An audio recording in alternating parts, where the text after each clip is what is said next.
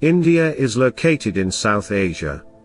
The Indian Ocean is on the south of India, Pakistan to the west, Arabian Sea on the southwest, China to the north, and Bangladesh to the east. India is covered by 21.7% forest. In India's culture, it has always viewed wildlife with tolerance.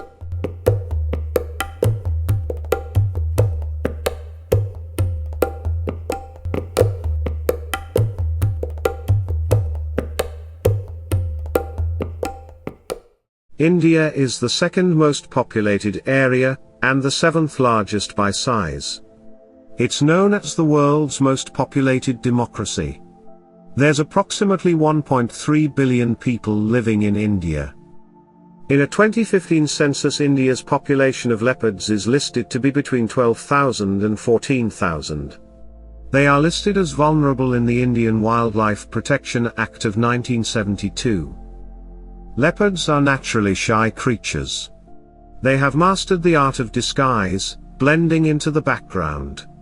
The animal's spotted coat helps camouflage them with their surroundings.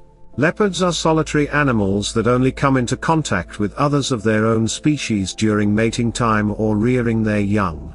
This cat is nocturnal, so they spend their nights hunting and sleep during the day. Leopards spend most of their lives high up in the trees away from other big cats. This cat is remarkably athletic and well known for their climbing abilities.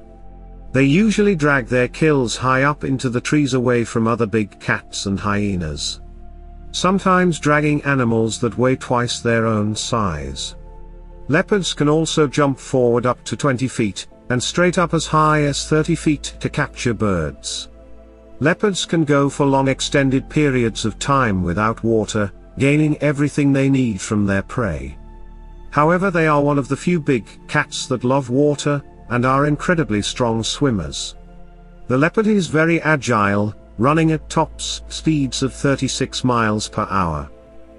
A leopard can weigh up to 200 pounds and have a lifespan of approximately 17 years in the wild. The geographical range of leopards is the most widespread of all of the big cats. They can live in the desert, grasslands, rainforests, and even mountainous environments.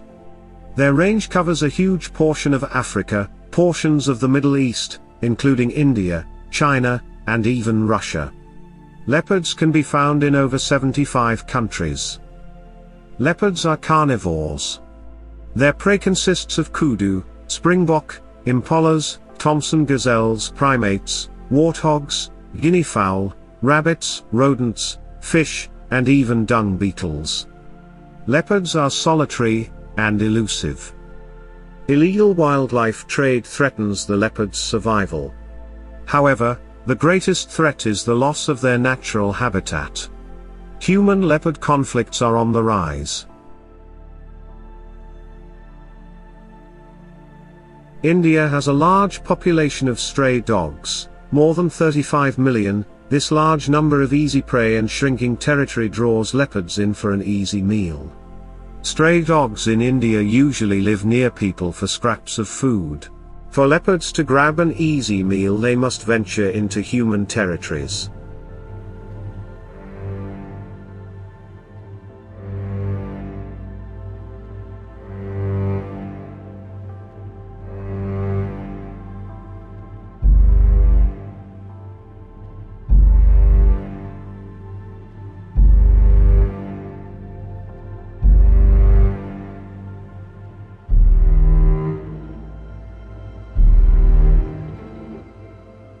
This dramatically increases the risk of human-leopard conflicts. On June 14 in 2022, 4-year-old Rutba Manzoor of Boniar village in Uri of Baramulla district was playing in her yard. Little did the small child know a man-eating leopard was watching and stalking her. She was grabbed by a leopard and carried away into the forest. The family was alerted by her screams and quickly ran after the animal. Locals joined in the chase, but the animal was too fast. The cat disappeared into the dense forest with the small child. Eventually the little girl was located, but it was too late. The girl was found lying in a pool of blood, and partially consumed. The little girl's death triggered protests by her angry relatives who blocked the Sringeri highway due to the inaction of the Wildlife Department. They placed the girl's body on the road, and raised slogans against the department for their failure to protect innocent lives. Muhammad Anwar, a local resident, said, "In the last 4 days, 3 deaths have taken place. Why did the Department of Wildlife wait for a third victim's death, and only then geared up?" This tragedy comes after 2 other boys were mauled while grazing their cattle in the fields. 15-year-old Munir Ahmed from Chulan Kalsan, and 13-year-old Shahid Ahmed of Trikanjan, Boniar both tragically died from their injuries. The Department of Wildlife Protection put together a team of 50 men to look for the animal. The team consisted of sharpshooters to catch or kill the man-eater. Rashid Nakash, Regional Wildlife Protection Warden, said they should capture the animal soon. He warned the cat was unpredictable. He warned people to take precautions and be aware. He told reporters, "This is a coordinated operation with Forest Protection, Jammu and Kashmir police and locals are trying catch or kill the animal." Nakash officials have provided cages, tranquilizers, and other equipment to capture or kill the beast. Sharpshooters have also been deployed in the forest. The Subdivisional Magistrate's Office in Uri has issued guidelines to the community urging children not to go into the woods alone. Harvinder Sai, Subdivisional Magistrate for Uri, told reporters that the victims' families will be provided with compensation of over 400,000 rupees. A massive effort of over 50 teams went into the forest in search of the beast. The officials of the Wildlife Department stressed that people must also be aware to avoid conflicts. They said even if they deploy more staff at various locations, the attacks cannot be avoided unless people themselves take precautionary measures. People often place their garbage near the edge of the forest, which draws the stray dogs. The leopards which prey on the dogs visit garbage sites occasionally, said Rashid Nakash, Regional Wildlife Warden Kashmir. He said, "Whenever children or teenagers venture close to forests, the leopard find them easy to lift as a prey. Therefore, it is mandatory for the locals not to allow their wards to visit forests unless they are accompanied by at least 2 elders." Authorities directed their teams not to kill the leopard before exhausting all other options, like capturing the animal in a cage or tranquilizing it so they can properly identify if it's the leopard that attacked the children. The Department of Wildlife began camping in the area, and eventually ordered the killing of the man-eater. The leopard was eventually tracked down and killed by 2 hunters deployed by the Forest Department in the Uri area of Baramulla. Late in the night on August of 2022 in the Vavkandali village of Gogambo Taluka, located in the Pankmahal district, a mother was breastfeeding her 8-month-old son in their hut when a leopard entered, and snatched the baby from his mother's lap. The mother chased after the leopard but was unable to find the animal in the dark forest. Villagers heard the mother's screams and also tried to find the child, but the child was not found until the next day. His partially eaten tiny body was found hidden in some bushes. On September 16 another young girl in Munzia Bay of Bijhama, Uri was killed by another man-eating leopard. The girl's body was recovered from a nearby forest hours after she was dragged away. Just 6 days later another child, Ali Hussain of Darbi Sayadan, Uri, was grabbed and dragged away by the same leopard. His body was found several hours later in the nearby forest. Ali was with his family near the forest area when the leopard pounced on him, and took him away in the nearby forest before his family could react. Abbas Hussain, father of Ali, told reporters that the government has been acting as a silent spectator. "On each passing day, we are losing our loved ones and there is no concrete action from the government's side yet. The man-eater leopards are moving freely and the government has completely failed to kill or capture them," he said. Tariq Hashim, a local of Kamalkot village of Uri, put the blame solely on the Wildlife Department for not holding any awareness programs among the people, especially those living in Vihaksa makeshift shelter that shepherds build closer to hilly grasslands where their sheep graze in summers. Manzoor Ahmad Bhatt, father of Rutba, said that they haven't received any compensation from the government yet. Though we have submitted all the documents to the local district administration as sought, but we haven't been given anything. We are waiting for their response. If they don't provide us any compensation, we'll drag them to the court, he said. When people living near the forest areas go to attend nature's call, they come out of their kothas and become the victims of the wild animals. I believe that the Wildlife Department should conduct awareness camps on how to stay safe in such areas, he said. He also pointed out that the government should build toilets for people in these areas. These people usually go to nearby forests or bushes to relieve themselves. But unfortunately they fall prey to leopards, he said. Shafqat Aziz Bande, a resident of Salamabad area of Uri, said that they have stopped going out in the evening and early morning hours. We have spotted leopards in our area a number of times and we can't put our lives at risk. Many people have also stopped going to the mosque in the morning and evening hours. The fresh cases have triggered more panic among the residents, he said. It looks like the government is having a soft corner towards private hunters who go into the forests to hunt down the wild species. But it creates panic among other animals too, forcing them to head towards the residential areas or villages, said Irfan Ahmad, a local of Trikanjan, Boniar.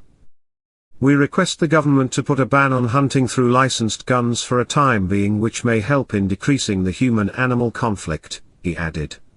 In the past 15 years 230 people have lost their lives while over 2,800 have been seriously injured by human-animal conflicts in the area.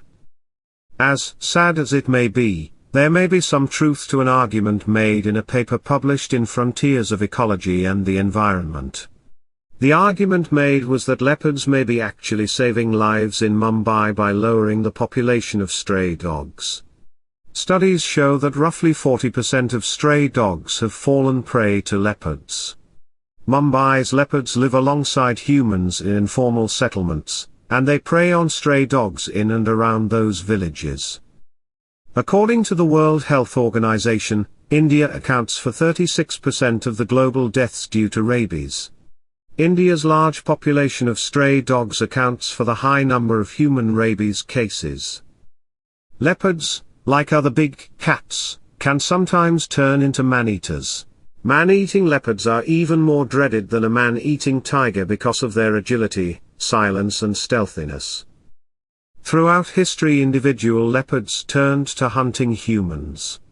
In the early 1900s, the leopard of Panna was responsible for over 400 fatal attacks on humans in the region of the Panna, in the Almora district, located in the Kumaon northern region of India. In 1910 Jim Corbett set out to kill the man-eating leopard, and he succeeded. In 1926 Jim Corbett killed another man-eating leopard that claimed the lives of over 100 people in Rudraprayag. Once a leopard has eaten human flesh, they are likely to continue as man-eaters, and usually turn to a preference for humans. Jim Corbett also authored a book titled Man-Eaters of Kumaon. In the book he mentioned that leopards acquire a taste for human flesh after scavenging corpses thrown into the jungle during an epidemic. He said, a leopard, in an area in which his natural food is scarce, finding these bodies very soon acquires a taste for human flesh, and when the disease dies down and normal conditions are established, he very naturally, on finding his food supply cut off, takes to killing human beings. He said that the two man-eating leopards he killed both follow epidemics. The Rudraprayag leopard followed the influenza pandemic. He said that the Rudraprayag man-eater once broke into a pen housing 40 goats and a sleeping 14-year-old boy guarding them. The man-eater pushed past the goats who were right in front of the boy, and killed and ate the sleeping boy. He said the leopard of Panna followed an outbreak of cholera. Corbett said between the two man-eating leopards 525 people died. Wildlife biologist Vidya Atreya studied ecology, and went to the Wildlife Institute of India at Dehradun. She worked as a junior team member studying Asiatic lions. She later studied the clouded leopards in northern India, and followed up with degrees in ecology and evolutionary biology in the United States, before coming back to India to work. Vidya began working with leopards back in 2002 in Narayangane, an area located by Pune. During the time the area seen numerous leopard attacks, many fatal. She, along with her colleagues, started a project to study the human-leopard conflicts in the area. She said, "We worked closely with the Forest Department and our research revealed that the attacks happened close to the release sites. The leopards were captured and released at random places, and the attacks were taking place there. This is how I got started on working on human-leopard conflicts." She now works with leopards in the Sanjay Gandhi National Park, a protected forest headquartered in Borivali, a northern suburb of Mumbai. The forest is home to a large population of leopards living in the wild. One of her goals is to reduce the human-leopard conflicts. Since 2011, Vidya and her team, in conjunction with the forest officials, began educating the citizens living in and near the forest about the pattern of attacks and how they can live in harmony within the shared spaces. She said, "The awareness campaigns have helped those living inside as well as the forest officials. Since 2015, there has been a reduction in leopard attacks as the forest officials have stopped catching and releasing them. The people too are no longer very alarmed at leopard sightings." Vidya believes that releasing these leopards anywhere is not a solution to the problem. Thanks for watching. Please subscribe for more from Wild Animal Network.